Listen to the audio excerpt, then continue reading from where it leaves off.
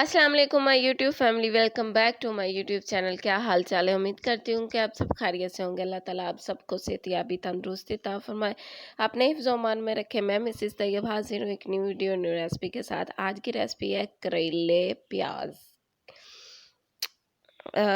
चलें स्टार्ट करते हैं। इंग्रेडिएंट्स मैं आपको बता देती हूँ। इसमें मैंने ये करेले लिए हैं मैंने 750 ग्राम, यानी कि 3 पाव मैंने केले करेले लिए, केले लिए।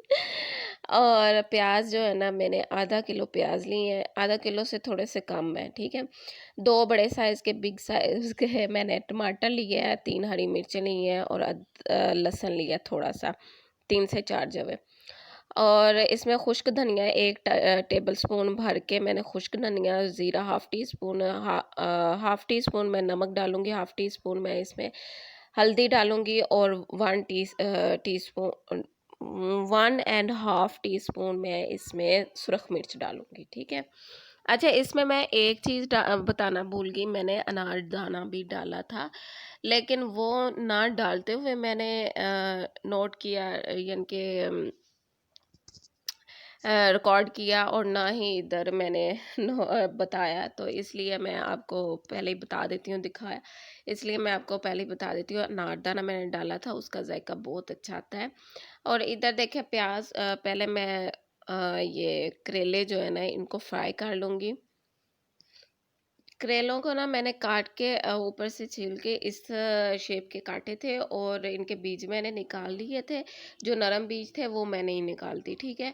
और उसके बाद मैंने नमक लगा के अच्छी तरह इन्हें थोड़ी देर नमक लगा के इनको आधा घंटे के लिए रख दिया था, और फिर मैंने इनको वॉश कर लिया अच्छे तरीके से, और अच्छे तरीके से बाद में निचोड़ लिया, ठीक है।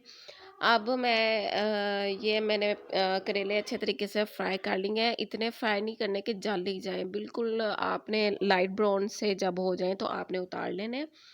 और वो फ्राई हो गए, अब मैंने उनको निकाल लिया, और इसके बाद मैं प्याज उसी ऑयल में, ऑयल आपने ज़ाया नहीं करना, मैंने 1 कप इस्तेमाल किया है, और उसी में देखें 1.5 कप सॉरी इस्तेमाल किया था, और उसी में मैंने करेले भी फ्राई किए हैं, और उसी में मैं अब ये क्या कहते हैं, प्याज फ्राई कर रही हूँ, और उसके अंदर मैंने जो लहसुन के जवे थे 3 से 4, उनको मैंने क्रश करके वो डाले हैं।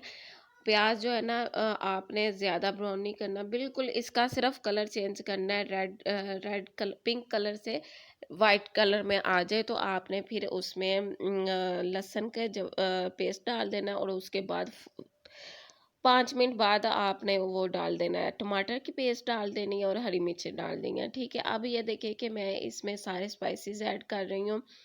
ज़्यादा इसे भूनना नहीं है और मिक्स भी नहीं करना है, इसी तरह खड़ा खड़ा ही अच्छा लगते हैं प्याज, और इसमें ज़्यादा भूनने की ज़रूरत नहीं पड़ती। आप सिर्फ इनको ये देखिए,